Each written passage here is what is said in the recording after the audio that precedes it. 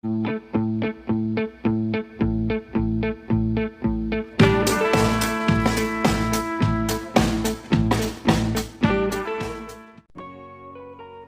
seperti anak sendiri. Begitulah kiranya yang dirasakan Siti mantan TKI Taiwan kepada anak disabilitas majikan yang ia bawa pulang ke Karawang, Indonesia. Bagaimana tidak? Siti rela merawat Syawang anak disabilitas majikan menggunakan uang pribadi dari hasil jualan di warung kelontongan. Sedangkan kebutuhan harian Syawang untuk obat dan popok harus menghabiskan uang kurang lebih 3 juta rupiah per bulan. Alhasil mantan TKI Taiwan yang viral itu pun harus berbagi nafkah dengan 3 anak kandungnya sendiri. Siti tak pernah diberi kiriman uang dari ibu Syawang yang berada di Taiwan. Niat Siti merawat Syawang memang lantaran anak disabilitas itu tidak diperlakukan baik oleh ibu kandungnya sendiri. Ayah Syawang lebih mempercayakan anak disabilitasnya itu untuk dirawat Siti di Indonesia. Sayangnya ayah Syawang satu-satunya keluarga yang menyayanginya telah meninggal dunia karena faktor usia yang sudah renta. Padahal dulu sebelum meninggal, ayah Syawang rutin mengirimkan biaya untuk memenuhi kebutuhan sehari-hari Syawang melalui Siti. Namun setelah ayah Syawang tiada, Siti harus banting tulang sendiri untuk memenuhi kebutuhan obat dan popok anak disabilitas majikannya tersebut. Dari penghasilan toko sembako dan jajanan yang dipunya Siti, ia ambil semuanya untuk pengobatan Syawang.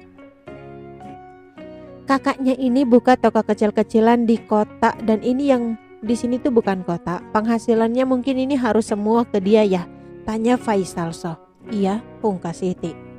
Sementara untuk kebutuhan anak-anak kandung Siti dibantu oleh neneknya. Ada 3 anak, itu pun dibantu neneknya, saya aja masih dibantu sama mama, ujar Siti. Kendati biaya yang harus dikeluarkan untuk Syawang cukup besar, Siti enggan mengembalikan anak majikannya itu ke Taiwan. Ia mengaku tidak tega Syawang harus kembali ke negara asalnya meskipun itu ditangani oleh Dinas Sosial Pemerintahan Taiwan. Padahal Faisal Shah mengatakan jika di Taiwan ada anak penyandang disabilitas maka kehidupannya akan ditanggung pemerintah. Anak disabilitas seperti ini seharusnya ada bantuan dari pemerintah untuk biaya hidupnya. Mereka dan pengobatan mereka, jadi ada kayak subsidi dari pemerintahan Taiwan akan diberikan kepada yang bersangkutan Syawang ini, katanya. Ya, saudara gue di Taiwan yang udah tua cacat juga dia masih tergolong kategori berat.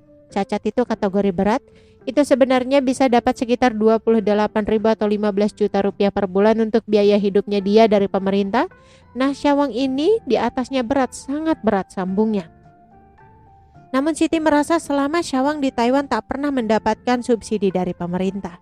Rela berkorban untuk orang yang tak punya hubungan darah dengannya, Siti mengurai respon anak dan suaminya terkait kehadiran Syawang.